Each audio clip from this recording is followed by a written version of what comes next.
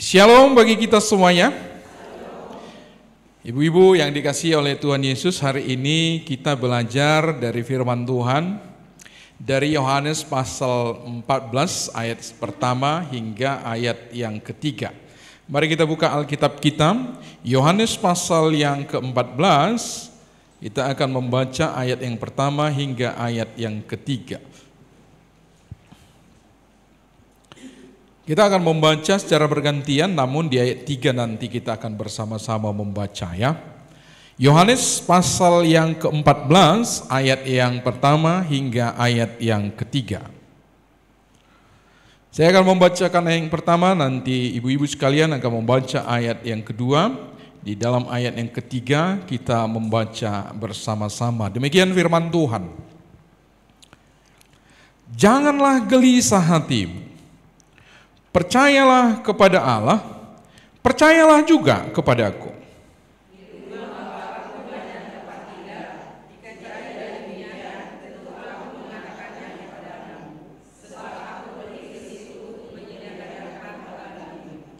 Dan apabila aku telah pergi ke situ dan telah menyediakan tempat bagimu, aku akan datang kembali dan membawa kamu ke tempatku, supaya di tempat di mana aku berada, kamu pun berada. Inilah firman Tuhan yang dinyatakan oleh Tuhan Yesus kepada murid-muridnya. Murid-murid yang saat itu adalah murid-murid yang sedang gelisah hatinya, yang sedang dalam keadaan ketakutan, yang sedang dalam tekanan yang sangat-sangat luar biasa. Itu akan terjadi kepada mereka. Karena apa? Yesus berkata kepada mereka, aku akan pergi. Kata-kata itu adalah kata-kata yang tidak begitu mereka sukai. Sekiranya Yesus selalu ada dengan mereka, itu adalah sesuatu pilihan yang terbaik menurut mereka. Kalau kita melihat itu diwakili oleh Petrus, suatu ketika Yesus berkata anak manusia akan diserahkan kepada manusia, anak manusia akan diserahkan kepada imam-imam besar, lalu dianiaya dan dibunuh. Petrus tidak masuk akalnya itu. Enggak boleh. Masa kamu harus mati? Bukankah engkau guru bagi kami? Bukankah engkau penolong bagi kami? Kalau kami sakit, kepada siapa kami mengadu? Kalau kami ada persoalan, kepada siapa kami harus minta tolong? Karena Yesus selama bersama-sama dengan mereka telah membuat banyak mujizat bagi mereka. Sekarang Petrus protes dengan apa yang dikatakan oleh Tuhan Yesus, aku akan pergi, aku akan berangkat dari antaramu. Mereka bingung dan tidak ada kira-kira jawaban-jawaban yang pasti yang menyenangkan hati mereka, sekalipun Yesus selalu berusaha mengatakan, aku pergi itu jauh lebih baik. Tapi mereka mengatakan, enggak lah.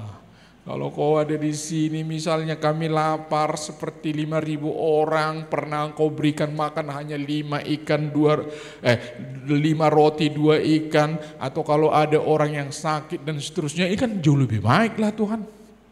Tetapi Yesus katakan kepada Petrus, Petrus, engkau tidak memikirkan yang dipikirkan oleh Allah.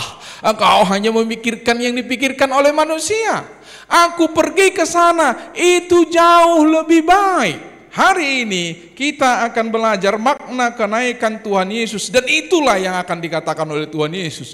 Ke rumah Bapa, aku harus pergi ke sana. Tidak ada pilihan yang terbaik daripada itu. Sekalipun kamu selalu ingin mengharapkan aku ada bersama-sama dengan kamu dengan harapan bahwa saya akan memberikan pertolongan-pertolongan praktis yang sangat kamu butuhkan. Tunggu dulu, jauh lebih baik daripada itu yang sedang saya kerjakan ini. Yaitu harus pergi dari mereka. Maka Yesus memulai dengan kata-kata, jangan gelisah hati.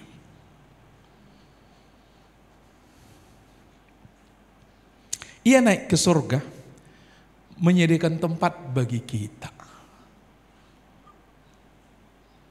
Kalau ini kita renungkan, segala sesuatu yang dunia ini harus langsung terpatri, rupanya memang harus sementara. Kesadaran itu tidak selalu. Pada saat perenungan tertentu bisa. Tetapi di dalam pergumulan hidup kita, di dalam dinamika hidup kita ini, barangkali bisa terpikir bagi kita, dunia inilah tempat kita untuk seterusnya. Walaupun fakta menyatakan tidak. Benarkah pernyataan ini? Semua kita akan mati. Saya sengaja mengambil kata-kata itu supaya kena. Semua, amin. Ada yang tidak akan mati di sini? Tidak tahu juga ya. Kalau Yesus datang besok, memang 1 Korintus pasal 15 itu mengatakan, nggak semua kita mati, tetapi pas datang Tuhan Yesus, yang nggak mati diubahkan seketika. Jadi bukan tubuh ini lagi. Tetapi secara rata-rata, semua kita akan mati, kecuali besok atau 2 tahun lagi, mungkin masih ada yang hidup pada saat Tuhan Yesus akan datang, kita tidak tahu itu. Tetapi bagaimanapun, rumus umumnya, semua kita ini mati. Jadi kalau lagu itu, nasa zulma ikon mati. Ada yang protes itu, enggak semua orang mati. Iya, maksudnya enggak semua orang mati. Pas kedatangan Tuhan Yesus itu ada yang belum mati. Memang 1 Korintus pasal 15. Tetapi tentu gereja sudah membuat itu secara umum, sudah mati. Para pembesar-pembesar zaman dulu yang sangat hebat, Napoleon, Raja Bonaparte, raja-raja di Mesir yang sangat-sangat hebat sekali. Hampir seluruh dunia ini dikuasai pada zaman dahulu loh. Mati juga. Ada orang yang sangat-sangat sehat, berolahraga, suka berolahraga, makanan sehat, semua dijaga. Mati juga. Iseng-iseng kami berbicara dengan Ibu Sinaga. Sini. Tak siapa ceritanya ya? Mungkin si suami Naja siapa? Ih, rajin kali itu olahraga lo, makanan sehat, berolahraga. Baru entah siapa lagi nyeletuk kan, suaminya siapa? Si Masid siapa? Yang dulu. Itu benar karena olahraga. Jadi secara bodoh kami simpulkan, rajin berolahraga, jaga kesehatan, pas olahraga pula mati. Kami berdua tertawa dengan Ibu Sinaga. Berarti nggak usah olahraga dan makan sehat ya, gitu. Kira-kira begitu ya. Sebenarnya bukan itu kesimpulannya. Kita perlu menjaga kesehatan, tetapi bukan itu topik kita sekarang ini. Yang ingin dimaksud di situ, kematian tidak mungkin ibu-ibu bisa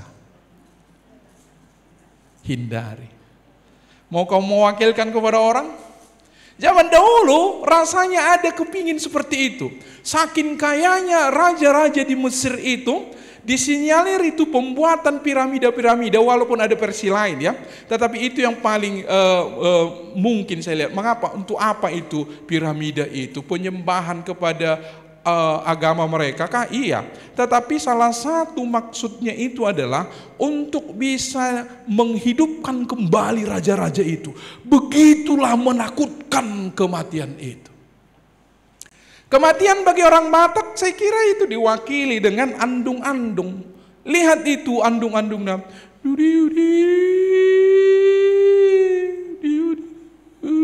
Kan itu nadanya. Ada mertuaku di sini, mulai beligia keinangati. Ada kata-kata yang ingin menggambarkan seakan-akan masuk kepada kegelapan yang kita tidak tahu apa-apa yang akan terjadi. Kematian itu adalah sesuatu yang suram, sesuatu yang masih misteri, sesuatu yang kita tidak mengerti apa-apa, dan itu selalu ingin dihindari, dan kita tidak ingin cepat-cepat ke sana. Benar ya? Akan itu pindah, si jaga rupi kesehatan. Tetapi menjaga kesehatan bukan karena takut mati. Hari ini akan kita pelajari. Menjaga kesehatan, apa artinya anak-anak Tuhan menjaga kesehatan? Supaya kita ini efektif sama seperti yang dikatakan oleh Paulus. Aku masih akan hidup karena aku masih berguna bagimu. Sebenarnya kematian itu sudah keuntungan bagiku. Tetapi kalau aku hidup, itu artinya aku harus menghasilkan buah. Jadi hari ini tidak ada orang yang takut mati karena tidak tahu dia kemana. Tetapi dia menjaga kesehatannya, dia mempertahankan hidupnya supaya selama di dunia ini masih ada yang harus dikerjakan. Amin. Amin. Tetapi kalau ibu-ibu hari ini masih takut mati, kemanakah aku ini? Orang Batak katakan, ketika hari pertama mati, dia masih ada di rumah itu. Maka kalau orang-orang yang menjagai itu tidur di depan sana, di belakang itu dia berusaha mengambil piring. Katanya, makanya melatang-latang piring di belakang. Ya, saya ikuti itu. Kreteng, ngarobi mana katanya. Baru hari kedua itu dia mulai keluar. Itulah sebabnya kalau pas orang mati ada orang lewat melihat dia di luar katanya. Namanya cocokologi ya kan? Iya, pas kaning lewat tau sih juluna mati, ubereng inate nak kaning isi buku imana baju hitam dia. Saya buti memang katanya ya kan. Hari ketiga rupanya dia sudah mulai sadar waktu dia berinteraksi dengan orang lain, maka orang lain tidak begitu mempedulikan dia, maka dia mulai pergilah ke ladang katanya. Coba nanti searching aja itu pandangan orang Batak. Lalu dia heran, naik dia ke sanggar, apa sanggar itu ya, seperti lalang lah ya. Nah bisa, udah mati rupanya aku. Makin lama makin jauh lah dia, makin menjauh lah dia. Begitulah pandangan mereka. Di Jerman sampai saat ini masih digaji itu namanya peratap. Di Jerman loh. Oh yang maju itu. Jadi disuruhlah meratap kalau ada orang meninggal. Jadi para peratap itu digaji. Khusus digaji. Jadi memancing emosi supaya menangis semua. Karena memang begitu ya kan. Kalau di tempat meninggal kita kan, kalau diam-diam aja yang apa ini yang kematian ini ya kita pun diam-diam. Tapi waktu ikut kita semua menangis ya. Jadi kayaknya perlu juga digaji seperti itu di Jerman. Begitulah menakutkan kematian itu. Jika hidup ini pasti berakhir, kemanakah kita? Tema umum kita hari ini, sudahkah nama kita tertulis dalam kitab kehidupan itu di sorga itu? Inilah yang dilakukan oleh Tuhan Yesus. Tapi sebelum ke situ ini kita baca. Satu kali kelak kita akan meninggal dan dihakimi. Ibrani 9 ayat 27. Manusia itu sekali mati lalu dihakimi, kata firman Tuhan. Jadi tidak ada yang lolos kita dari penghakiman Tuhan. Ya, ibu-ibu jangan berharap bisa lolos. Aku nanti nyelip-nyelip lah, aku udah biasa menipu orang, aku udah biasa. Nggak bisa, semua terang menderang, nggak boleh. Kau mau kemana?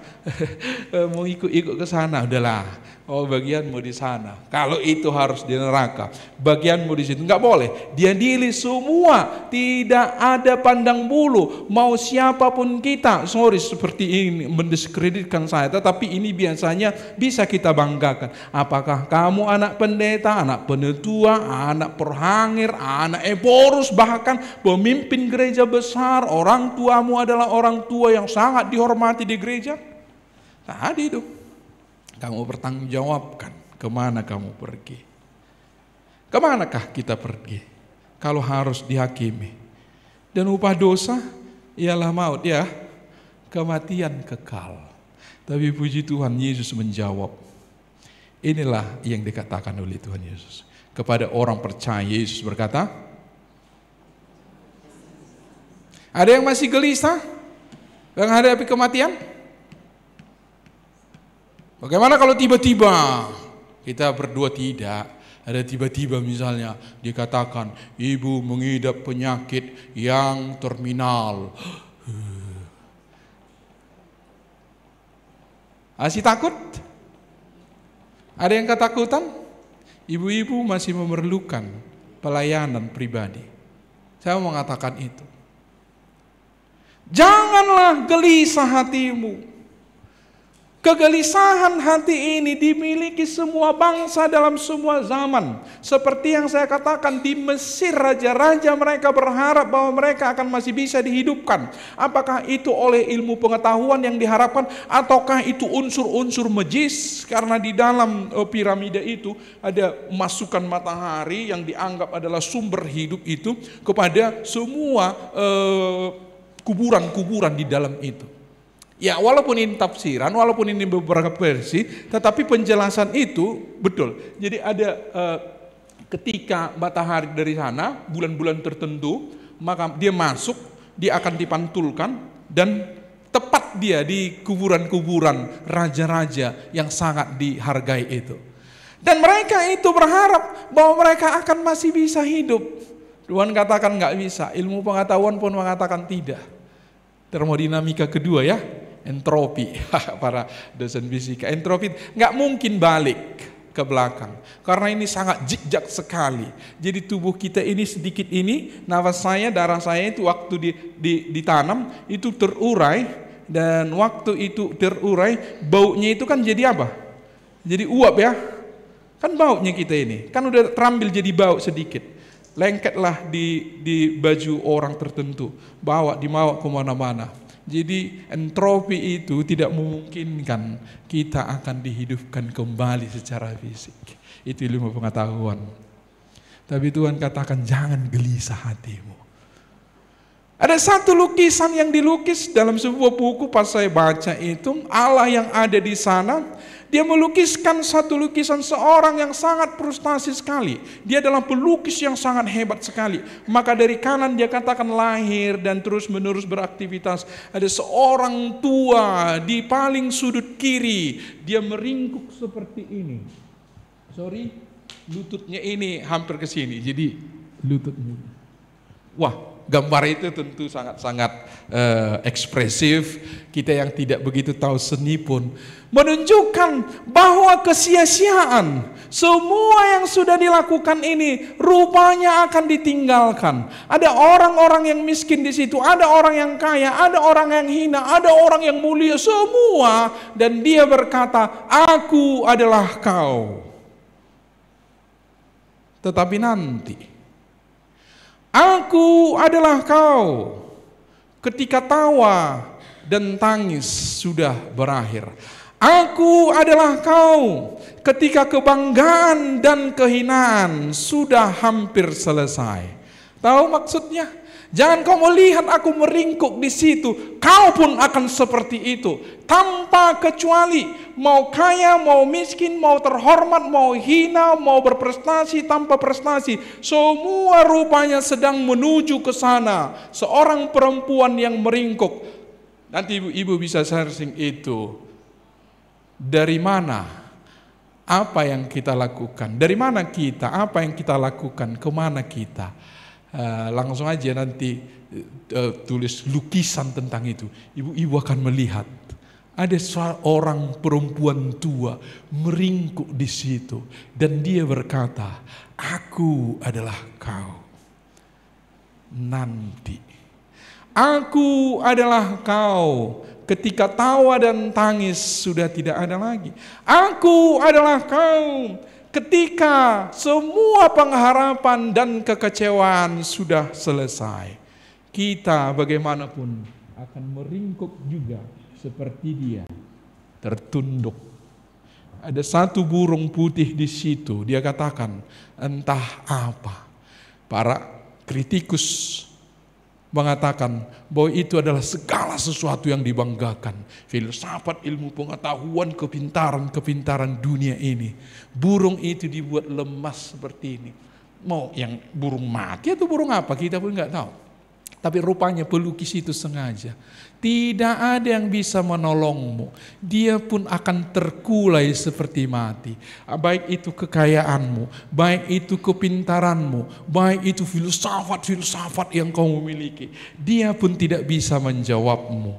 Harus menghadap ke sana. Keputusasaan. Tapi Yesus katakan, jangan gelisah hatimu. Saya membaca beberapa bagian tentang kematian. Mereka selalu menulis kematian itu adalah kemuraman. Minimal mereka katakan itu adalah sebuah misteri. Hanya Alkitab yang jelas menjawab itu. Kematian adalah jalan kepada kemuliaan. Maka bagi kita, kematian tidak seharusnya ditangisi. Kematian tidak seharusnya ditakuti. Karena kematian itu adalah satu hal proses proses yang sengaja diperbuat Tuhan supaya kita masuk di dalam kehidupan selama-lamanya. Dan itulah yang dilakukan oleh Tuhan Yesus. Yesus juga menjawab mereka demikian. Kemudian yang Yesus berkata pula, kita baca bersama-sama. 3, ya. Dan apabila aku telah pergi ke situ dan telah menyediakan tempat bagimu, aku akan datang kembali dan membawa kamu ke tempatku, supaya di tempat di mana aku berada, kamu pun berada. Jadi apa yang digelisahkan oleh murid-murid yang diwakili oleh Petrus yang menarik Yesus itu, janganlah terjadi itu kepadamu. Rupanya salah, memang salah Petrus di situ. Maka Yesus menghardik dia. Tahu apa yang dikatakan Yesus kepada Petrus? Enyahlah engkau, iblis. Engkau tidak memikirkan apa yang dipikirkan oleh Allah.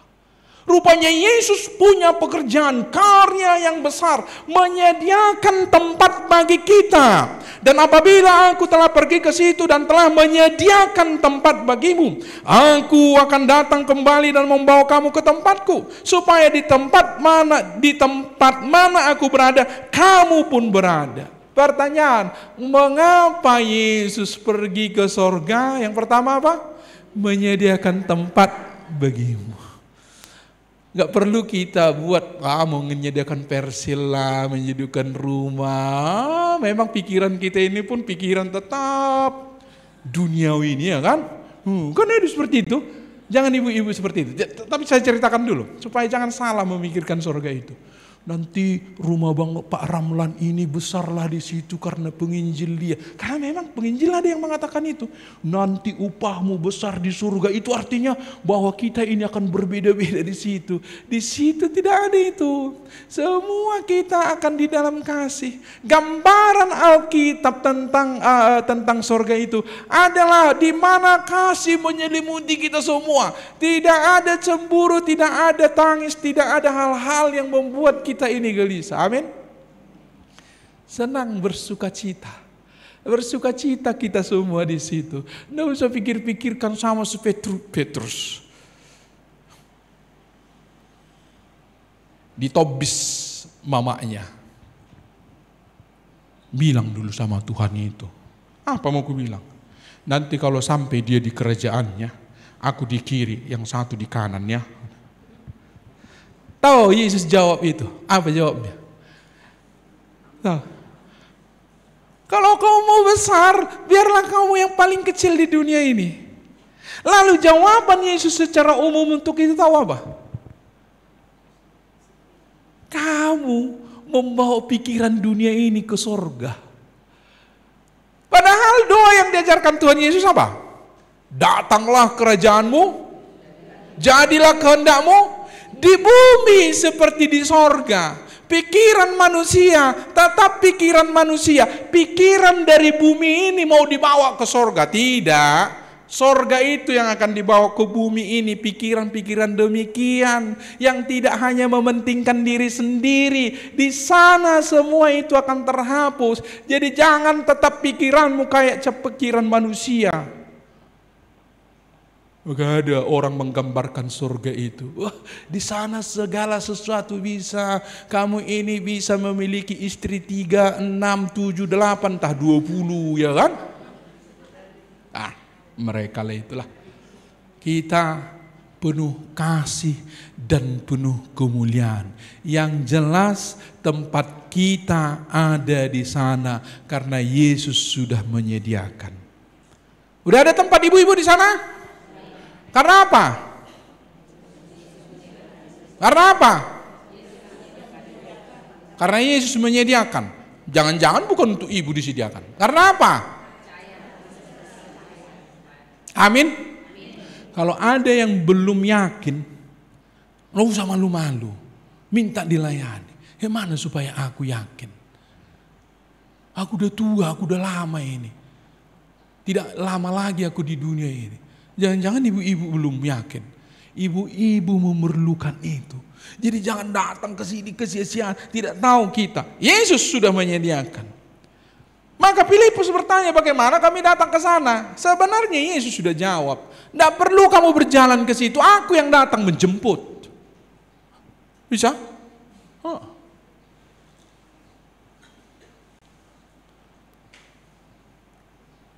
Anak perempuan saya yang paling besar, pertama-tama waktu ke Malang, nanti siapa yang ngantar aku, nggak tahu aku di situ, terpaksa aku antar. Yang kedua yang ketiga ke Malang juga. Pak, gimana lah? Nanti di bandara. Baru pertama naik pesawat dia. Jadi check in-nya lah, nanti di sana ambil barang, udah kita ajari juga. Nanti setelah landing baru keluar, jangan terus keluar, tunggu dulu tasmu, tunggu dulu kopermu. Wah, sampai di situ. Nanti di sana. Nah, datang kakaknya karena duluan, nanti kejemput ke bandara. Baru dia nyaman. Kira-kira begitu kita ini. Jangan Filipus, bagaimana aku ke sana? Tenang. Kita baca sekali lagi ya. Inilah yang benar. Jadi jangan kira-kira bagaimana jalan ke sana. Akulah jalan hidup dan kebenaran. Kan setelah ini nih ya. Aku, melalui aku. Tetapi praktisnya begini dia. Dan, atau kita baca bersama-sama. 3 ya. Dan apabila aku telah pergi ke situ dan telah menyediakan tempat bagimu, aku akan datang kembali dan membawa kamu ke tempatku. Sampai di situ dulu. Jadi dia datang. Nah, dilihatnya lah kita semua, ya kan? Dilihat kita semua. Ayo. Medium, masuk semua. surga. Etam. Ada yang mau nyelusup masuk. Mana tiketmu? Dikirain tiket harta, dikirain tiketnya pangkat. Enggak. Siapa yang menerima Yesus, yang dimeteraikan dengan Roh Kudus, mana? Semua masuk. Dan kita akan dibawa ke tempat di mana dia berada, ke tempat dia sedang menyediakan tempat bagi kita, supaya di tempat di mana aku berada, kamu pun berada. Jadi dalam ayat 1, di rumah Bapakku banyak tempat. Apabila tidak demikian, aku akan mengatakan, jadi kita sedang pergi ke rumah Bapa, ke surga. Sudah disediakan tempat bagi kita, sudah. Bagaimana cara ke sini? Nggak usah pikir-pikir, datang aja kepada Yesus, sungguh percaya kepada Yesus. Roma tu Jesus, Roma tibu, bege hatana jakon burju, narodo Jesus pangoluho.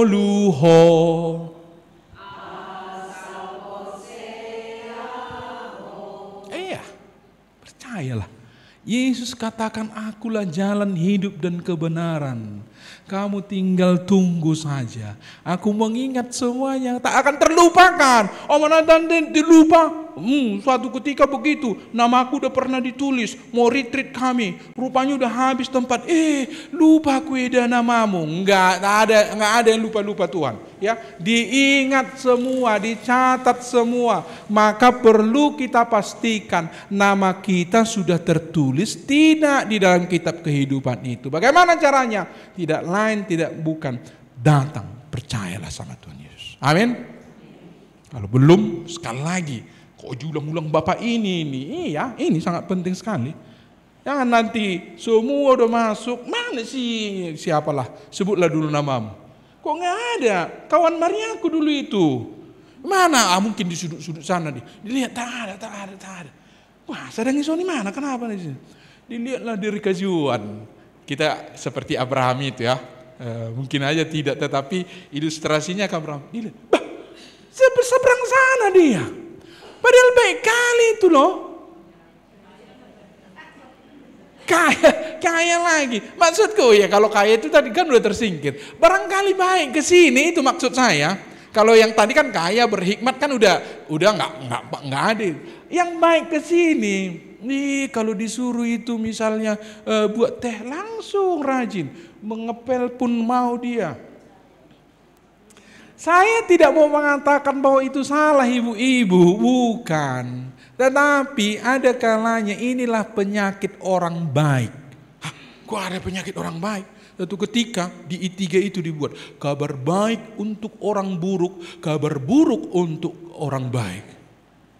Kabar baik untuk orang buruk. Orang yang merasa bersalah dia datang kepada Yesus. Tetapi orang yang merasa terlalu baik dia, berbeda dia dengan orang lain, sehingga dia tidak merasa memerlukan Yesus. Itulah kabar buruk bagi orang baik.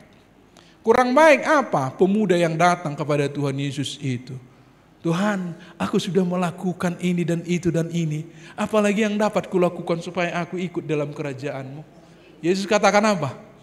Juallah hartamu. Biasanya kita titik di situ. Sebenarnya bukan itu penekanan. Jual hartamu selanjutnya apa? Ikutlah aku. Oh ya, setelah jual berikan. Tetapi intinya bukan itu apa? Ikutlah aku. Ada ibu-ibu yang merasa mungkin ada penghalang-penghalangmu datang kepada Yesus. Mungkin bukan harta, mungkin hobimu, mungkin itu filsafat yang sudah mengatakan dalam dirimu itu, tidak mungkin kita masuk surga kalau kita tidak berbuat baik. Barangkali. Sekarang tinggalkan itu. Orang kaya itu penghalang dia apa? Hartanya. Maka Yesus katakan apa? Jual hartamu, bagikan kepada orang lain. Lalu ikutlah aku. Siapapun kita yang masih ada penghalang-penghalang untuk mengikut Yesus, hari ini Tuhan katakan, aku sudah menyediakan tempat bagimu loh. Sudah lengkap semua ini. Sudah siap-siapkah kamu kujemput? Aku mau datang. Harus katakan, ini aku Tuhan, aku udah siap. Ketika sangkakala itu dibunyikan, namaku ada di sana. Bila sangkakala apa katanya? Lalu apa jawaban kita? Aku ada. Amin. Saya memberikan penekanan khusus ke sini. Lanjut. Ia naik ke surga supaya Roh Kudus datang menolong orang percaya. Kalau ini harus kita baca, apa makna? Kan itu tema kita ini kan. Makna yang pertama apa tadi? Menyediakan tempat. Rupanya Yesus itu perlu ke sana supaya Roh Kudus datang. Coba kita baca itu, memang begitu Alkitab katakan. Coba ya.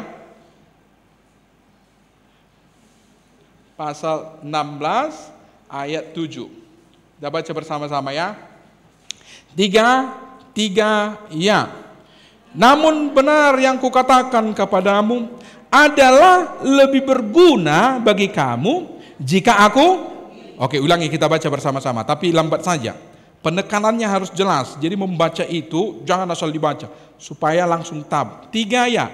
Namun benar yang kukatakan ini kepadamu adalah lebih berguna bagi kamu jika aku pergi. Sebab jikalau aku tidak pergi, penghibur itu tidak akan datang kepadamu. Tetapi jikalau aku pergi, aku akan mengutus dia kepadamu. Tukaran dulu, entah apalah namanya. Tetapi begitulah Alkitab katakan. Lebih berguna aku pergi ke sana supaya penghibur itu datang, Roh Kudus itu datang. Jadi Yesus pergi ke surga, Roh Kudus itu yang berfungsi di dalam hati semua orang, di dalam semua zaman, di dalam semua tempat, itu akan datang kepada semua orang. Lalu dia, kalau ia datang akan menginsafkan dunia akan dosa, kebenaran dan penghakiman. Jadi perlukah Yesus pergi ke surga? Iya, supaya akhirnya dia mengutus Roh Kudus datang ke dunia ini. Jadi apa makna kepergian atau terangkatnya Yesus ke surga? Untuk memberikan posisi sekarang kepada Roh Kudus yang bekerja di dalam semua hati orang. Di dalam pasal 7 ayat 7 itu telah dikatakan. Roh Kudus menolong orang percaya dalam bersaksi. Pertama-tama langsung dikatakan, untuk kegunaan apakah Yesus pergi ke surga lalu Roh Kudus datang? Itu untuk bisa kita bersaksi. Coba Kisah Para Rasul 1 ayat 8. Kisah Para Rasul 1 ayat yang ke-8. Kita baca bersama-sama. 3 ya. Tetapi kamu akan menerima kuasa kalau Roh Kudus turun ke atas kamu, Dan kamu akan menjadi saksiku di Yerusalem dan di seluruh Yudea dan Samaria dan sampai ke ujung bumi. Ini dalam keterangkatan Yesus. Jawabnya, engkau tidak perlu mengetahui masa dan waktu yang akan ditetapkan Bapa sendiri menurut kuasanya. Tetapi kalau Roh Kudus itu datang, itu akan membuat kamu berkuasa untuk bersaksi. Jadi kenaikan Tuhan Yesus, datang Roh Kudus supaya kita berkuasa untuk menyaksikan siapa Yesus itu. Ini kan hubungannya dari 16 ayat 7 ya. 16 ayat 7. Jadi sebenarnya ini bisa saja peran Roh Kudus. Tetapi karena Yesus mempertautkan itu, aku akan pergi supaya Roh Kudus datang. Rupanya arti keterangkatan Yesus ke surga itu pun adalah dalam kebaikan kita. Supaya Roh Kudus itu sekarang yang memberi kamu kuasa untuk boleh bersaksi. Roh Kudus akan bersaksi tentang aku, kata Tuhan Yesus. Tetapi kamu juga harus bersaksi. Nah, dalam hal ini, ibu-ibu yang dikasihi oleh Tuhan Yesus, ini sangat penting sekali. Menyaksikan Yesus harus dengan kuasa Roh Kudus. Amin. Amin. Itu bukan praktis aja begitu, udahlah. Tidak pernah lagi. Tuhan Roh Kudus tolonglah. Karena merasa kita sudah terlalu jago. Tidak ada jago kita mempertobatkan orang. Amin. Ini sangat-sangat penting. Kita harus tahu. Bisa saja kamu terus mengatakan tapi Roh Kudus tidak membuka. Kamu nggak usah kecewa. Karena rupanya Roh Kudus pun berbicara. Istilahnya dalam pikiran kita. Roh Kudus yang bekerja. Siapakah aku ini kecuali memberitakan? Beritakan aja dengan setia. Tidak perlu merasa bahwa kamulah orang yang paling hebat memberitakan Injil. Tidak perlu.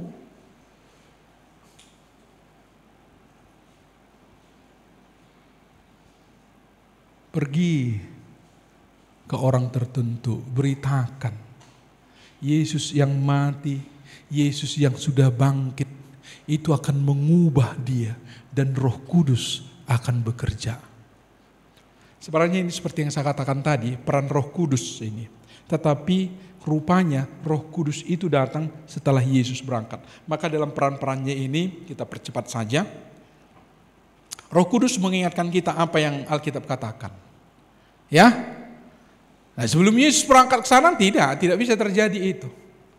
Jadi ibu-ibu dalam mengatasi masalah, langsung Alkitab yang sudah ibu-ibu pelajari itu muncul. Ini salah ini menurut firman Tuhan. Tapi ibu-ibu gak belajar, dari mana pula Roh Kudus mengingatkan ya? Iya kan? Makanya harus apa? Iya ada. Bukan baca ibadah. Dan perbedaan.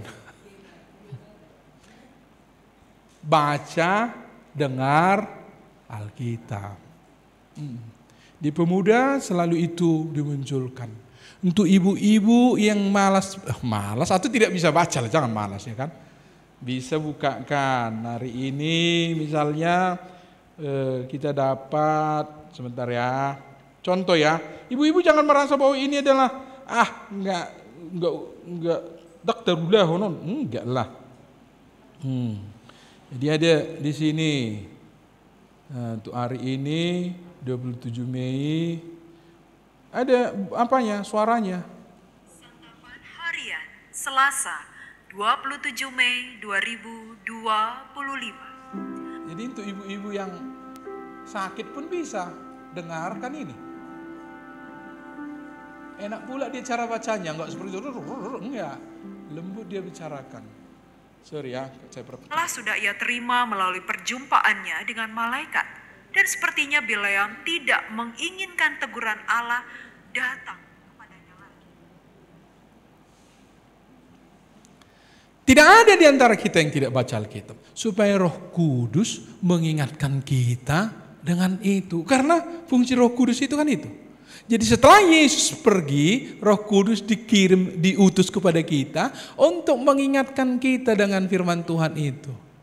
Saya selalu tanya ini, ada enggak ya setiap hari kita ini baca Alkitab? Harus. Aduh, kayak mana lagi mataku, kacamataku pun udah hilang sekarang. Nggak apa-apa. Ini, ya kan? Bisa dengarkan. Kami dapat setiap hari. Iya, renungkan. Waktu dibacanya itu enak pula dia membacanya, ya kan?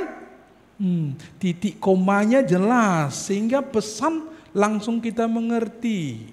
Contoh, mau yang lain pun bisa, cara yang lain pun bisa.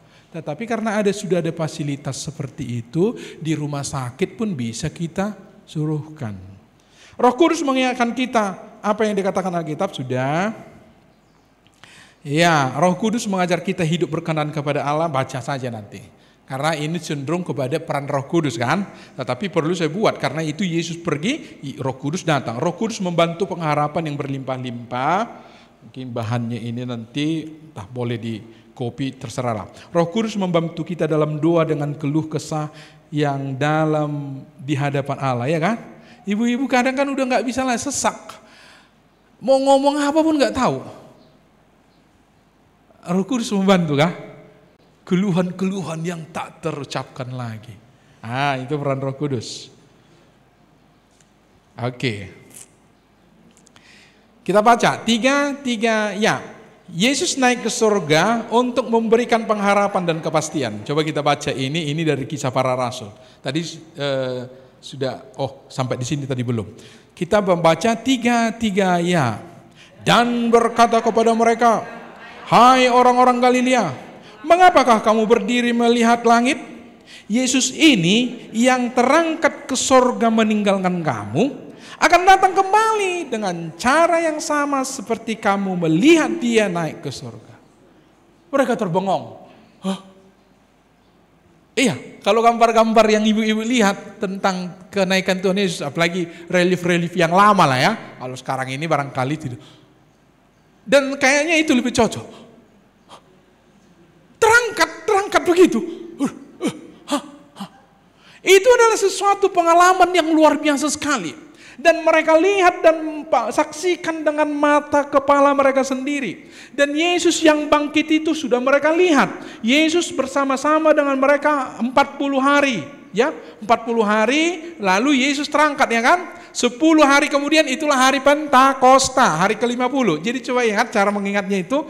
Yesus bangkit, lalu 40 hari kemudian dia naik ke surga, 10 hari kemudian hari Pentakosta. Hari Pentakosta itu maka hari ke-50. Itu sesuai dengan hukumnya orang Yahudi. 7 kali 7 berapa? 49. 7, 49. Lalu hari ke-50, tahun ke-50 pun sama. Itu adalah hari pembebasan. Roh Kudus turun. Sekarang mereka terbelenggu. Sudah pernahkah peristiwa seperti ini? Mungkin transfigurasi yang pernah dilihat oleh siapa?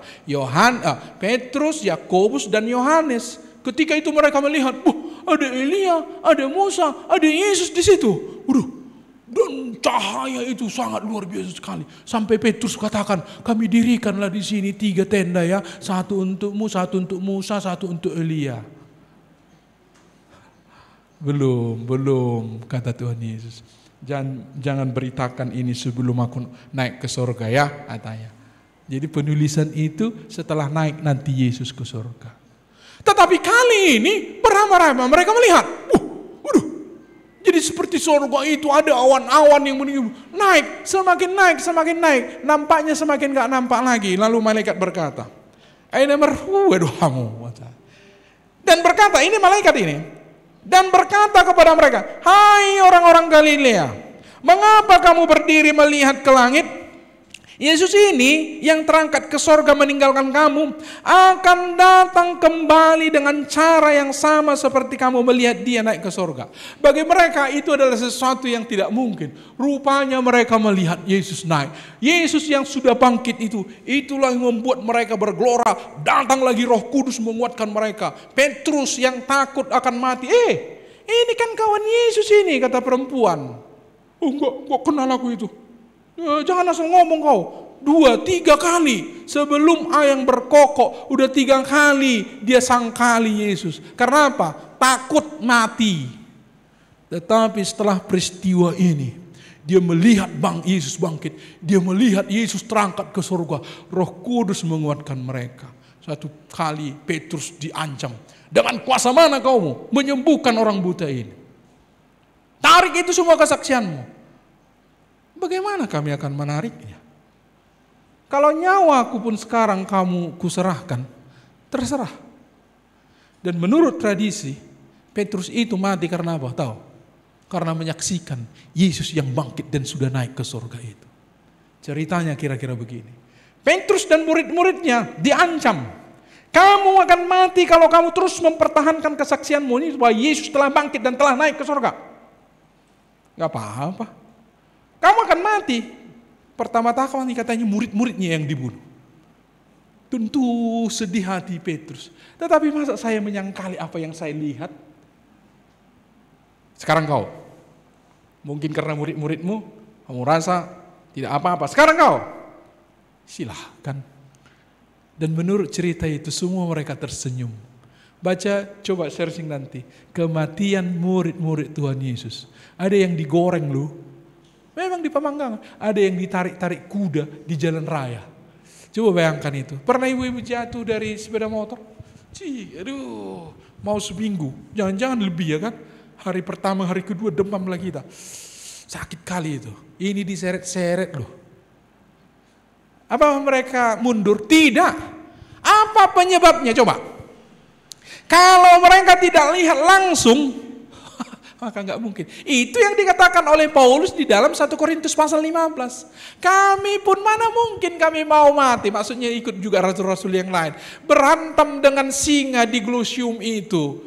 Kalau kami hanya angan-angan saja, kata-kata orang saja kami mengatakan Yesus bangkit dan sudah naik ke surga. Mana mungkin kami mau mati? Kok mau mati konyol? Enggak lah.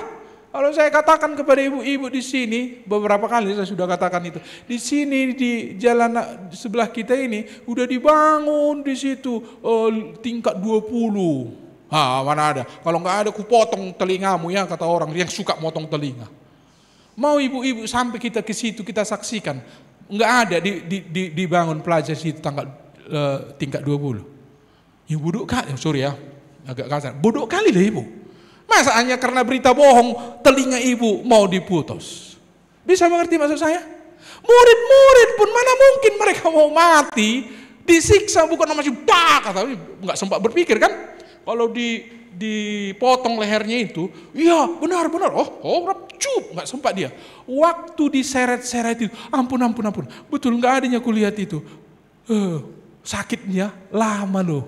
Lama sakitnya itu. Waktu dimasukkan ke penggorengan itu, jangan kita kira langsung ada yang dikuliti. Ibu-ibu ya tahan, tapi mau penasaran, searching aja. Ibu searching ya. Nanti kematian murid-murid Tuhan Yesus. Si Thomas atau siapalah nanti saya tidak begitu. Tetapi cerita yang saya katakan ini yang ada yang dikuliti. Tahu apa kesaksiannya? Yesus sudah bangkit dan naik ke surga. Mereka lihat sendiri. Lalu Petrus mengatakan, ya sudah nggak apa-apa lah mati, toh juga mati. Orang Tuhanku sudah menyediakan tempat bagiku kok. Amin. Sudah Tuhan sediakan tempat bagimu di surga. Amin. Itulah keyakinan, memberikan pengharapan dan kepastian. Kalau dia terangkat ke surga, dia pun akan datang juga.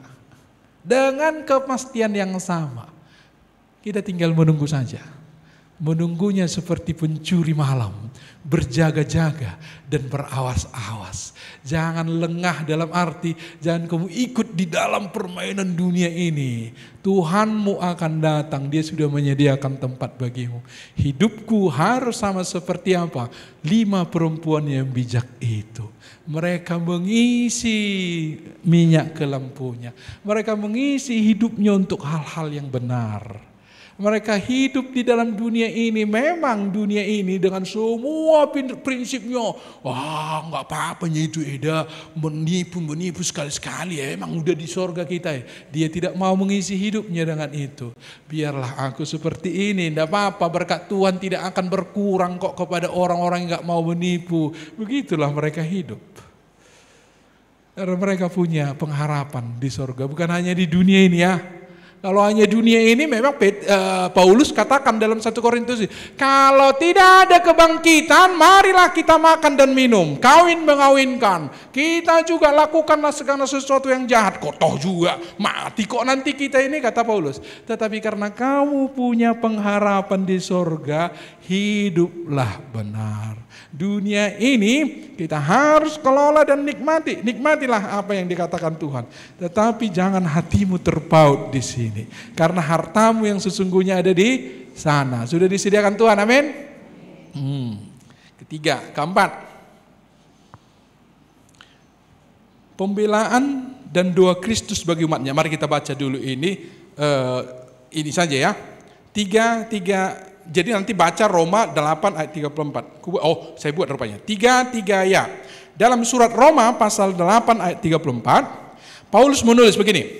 Kristus Yesus yang telah mati, bahkan lebih dari itu, yang telah bangkit, yang juga duduk di sebelah kanan Allah, dan yang sekarang juga memperdengarkan doa bagi kita.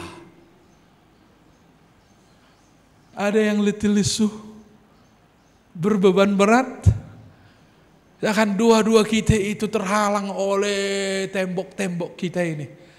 Memang perlu kita berdiam diri dalam keadaan itu. Mungkin masalahnya terlalu besar. Saya mengatakan istilah berdiam diri itu memandang wajah Tuhan Yesus. Karena dalam keadaan tertun, karena saya melayani konseling beberapa minggu yang lalu, Jumat yang lalu saya ada di para pekerja. Kami belajar tentang itu. Kadang nggak ngerti kita jalan-jalan Tuhan ini. Kita tangiskan, nggak ada jawaban. Semua seperti tertutup. Kita kadang hanya memandang wajah Yesus. Rupanya Yesus, apa katanya? Yang telah bangkit, yang juga duduk di sebelah kanan Allah, dan yang sekarang juga memperdengarkan doa bagi kita. Di sebelah kanan Bapa, tidak usah harus di sebelahnya seperti ini, ada tafsiran khusus di sini. Tetapi bersama-sama dengan Bapa, Dia memperdengarkan keluh kesah kita. Di dalam ayat yang sebelumnya tadi kita sudah baca, bahkan keluh kesah yang tidak bisa kita ungkapkan pun disampaikan juru syafaat kita, Yesus. Jadi apa makna Yesus pergi ke sana?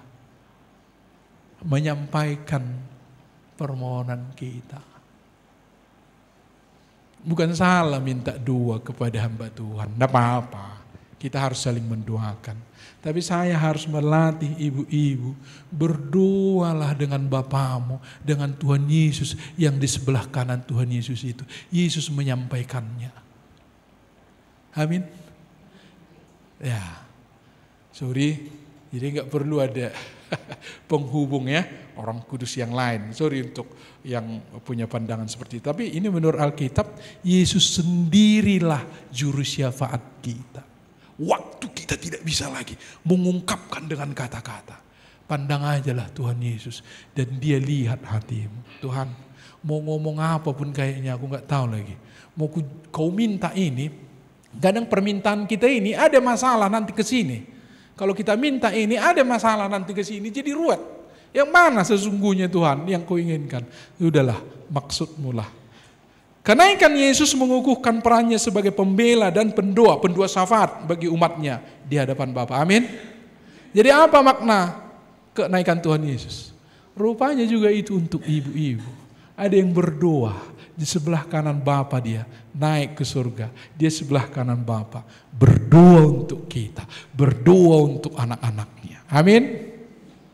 Nah, kalau 1, 2, 3, 4 ini kita melihat bahwa ini adalah berperan, walaupun sebenarnya yang 5 ini yang paling ditonjolkan, tetapi bagi kita 1, 2, 3, 4 itu yang pertama menyediakan tempat. Yang kedua apa tadi?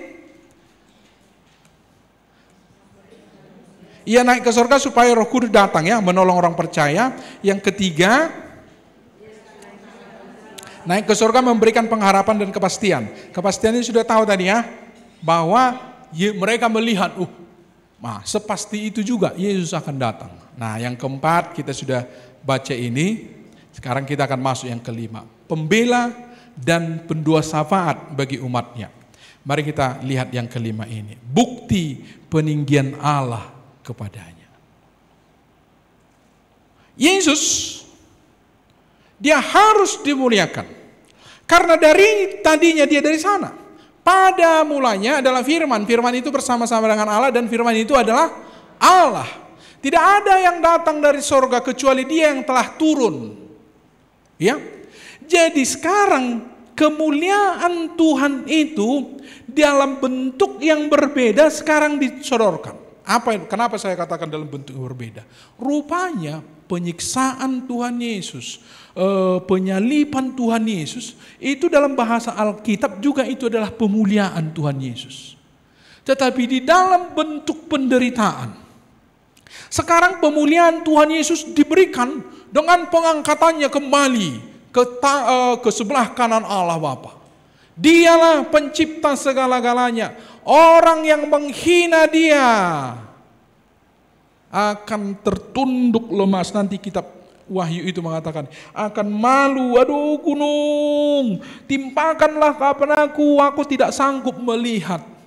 Karena manusia sampai sekarang ini banyak yang menghina-hina Tuhan Yesus. Dengan caranya, Tuhan kalian itu digantung dengan pakai kolor, terserah. Apakah Yesus tidak antisipasi itu? Antisipasi, tahu dia itu. Sampai akhir zaman pun masih akan ada orang yang menghina Tuhan Yesus. Tapi untukmu, untukku dia mau lakukan itu. Apakah Tuhan Yesus? Mungkin Tuhan Yesus tidak antisipasi ya. Nanti setelah dia naik ke surga lah baru orang semua akan enggak. Udah tahu Tuhan Yesus. Sehina-hinanya dia akan diperbuat. Tapi waktu ini mereka lihat, waduh, tertimpalah aku ke gunung, tertimpalah engkau, hai gedung-gedung kepadaku, karena tidak sanggup melihat Yesus dalam kerajaannya. Saya kira tidak akan ada orang yang menyepelekan Yesus.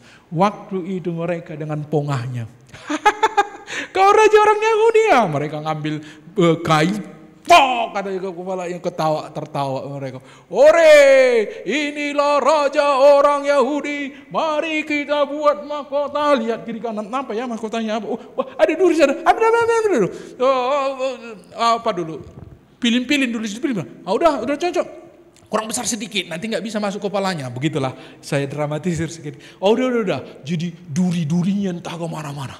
Aduh, terlalu kecil tadi. Walaupun terlalu kecil dipaksa kerak. Mereka tidak tahu siapa itu. Allah, Raja segala raja. Ada orang yang menjambak kepalanya, lalu menunggakkan kepala itu ini sendiri. Sabmuder, sabtijur. Memang diludahi. Cambuk itu, buak, habis semua. Diam-diam Tuhan Yesus menahan sakit itu.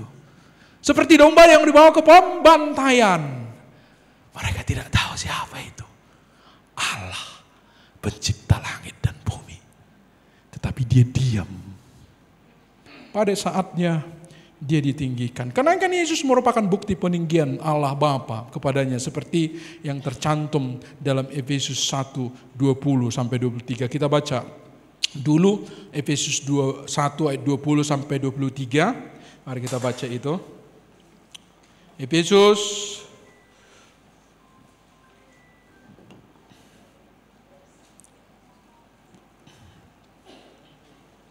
ayat 20 ya. Baik, sudah semua dapat? Kita bacakan bersama-sama. 3 ya. Yang dikerjakannya di dalam Kristus dengan membangkitkan dia dari antara orang mati dan mendudukkan dia di sebelah kanannya di sorga. Jauh lebih tinggi dari segala pemerintah dan penguasa dan kekuasaan dan kerajaan dan tiap-tiap nama yang dapat disebut. Bukan hanya di dunia ini saja, melainkan juga di dunia yang akan datang. Dan segala sesuatu telah diletakkannya di bawah kaki Kristus, dan Dia telah diberikannya kepada jemaat sebagai kepala dari segala yang ada. Lihat peninggian itu, Dia naik ke sebelah kanan Allah Bapa. Inilah puncak semuanya. Dia sudah ada di sana. Mau apapun kata orang, kita kenalnya ini, saudaranya ini kan, ini anak si tukang kayu itu kan. Begitulah hinanya mereka melihat Tuhan Yesus. Mereka tidak tahu, orang Romawi sangat-sangat menghargai kaisarnya. Terlalu kecil kaisar bagi Tuhan Yesus. Tetapi Yesus tidak dipandang. Kata-kata kaisar begitu seakan-akan begitu hebat sekali. Sang pencipta ada di situ. Orang tidak menghormati, tetapi Tuhan mengangkat dia kepada kedudukannya semula. Jadi kenaikan Tuhan Yesus untuk menggenapi semua. Bagaimanapun keadaan orang sekarang ini, mau menyepelekan Yesus, mau bermain-main dengan Yesus, mau ada sih katanya, tapi tidak selalu begitu. Ada orang yang menghina Tuhan Yesus lalu sakit langsung pingsan mati. Ada artis seperti itu. Saya lihat itu, oh iya, memang dari dulunya dia sudah suka menghina Yesus, ada. Tapi tidak usah terlalu ke sana. Ada yang menghina Tuhan Yesus sehat-sehat kok. Karena nanti akan terlihat itu. Jatuhlah engkau batu supaya nggak dilihat, nggak terlihatnya itu. Pada saat itulah penyesalan tidak ada lagi. Tapi puji Tuhan, kita di sini adalah orang-orang yang percaya Tuhan Yesus, amin. Meninggikan Tuhan Yesus, amin. Dia adalah Allah, Dia adalah Tuhan yang menjadikan segala-galanya. Tetapi mengapa Dia menjadi hina? Karena kamu, atau saya dulu lah, karena saya si pendosa ini. Kalau tidak itu dilakukan, apa yang terjadi? Nggak ada tempat bagi kita. Sorga itu tertutup bagi kita. Tapi untukku, sang hina ini, dia yang mulia menjadi hina. Dia yang tidak berdosa, bahkan istilah yang dalam Alkitab menjadi dosa. Bayangkan itu, beratnya kata-kata itu. Untukmu. Tapi suatu saat dia akan kembali. Semua mulut akan mengaku. Semua lidah, mulut. Semua lidah akan mengaku. Semua lidah akan mengaku. Semua lutut akan bertelut. Ada penafsir mengatakan, pada saat itu mungkin sudah terlambat. Tetap dia akan mengaku Yesus itu adalah Tuhan. Tetap lututnya akan bertelut. Tapi saat itu sudah tidak ada lagi. Karena semua kan, tanpa kecuali orang percaya dan tidak orang percaya akan terus mengaku dia adalah Raja. Tapi puji Tuhan, kalau ibu-ibu dan saya diberikan kesempatan, sekarang kamu menyadari bahwa Dia adalah Allah. Selain itu, bahwa Ia adalah anak yang dikasihi oleh Allah Bapa, Matius nanti baca saja, yang telah ditinggikan dan dikaruniainya nama di atas segala nama, Filipi 2 ayat 9. Jadi makna yang terakhir ini kita lihat apa? Yesus memang kembali. Ya. Ingat Yohanes 1 itu ya, ayat 1. Pada mulanya adalah firman. Firman itu bersama-sama dengan Allah. Dan firman itu adalah Allah. Tidak ada segala sesuatu yang ada kalau tidak dijadikan oleh Tuhan, ayat 3. Lalu ayat 14. Firman itu telah menjadi manusia dan tinggal di antara kita. Yohanes, ini terakhir kita baca. Yohanes pasal yang pertama ayat 14.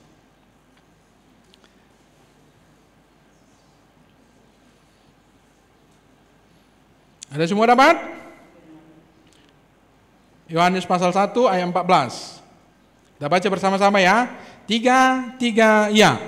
Firman itu telah menjadi manusia dan diam di antara kita. Dan kita telah melihat kemuliaannya, yaitu kemuliaan yang diberikan kepadanya sebagai anak tunggal Bapa, penuh kasih karunia dan kebenaran. Rupanya ada suatu peristiwa di dunia ini di mana Allah itu datang ke antara manusia dan menjadi manusia. Itulah dalam wujud Yesus Kristus, mati sampai mati disalibkan. Hidupnya penuh dengan penderitaan demi kasihnya kepada kita.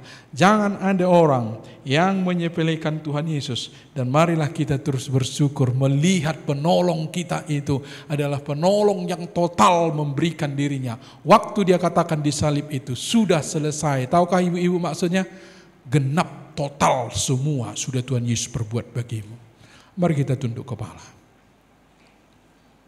Ibu-ibu yang dikasihi oleh Tuhan Yesus, Yesus lahir untukmu, mati untukmu.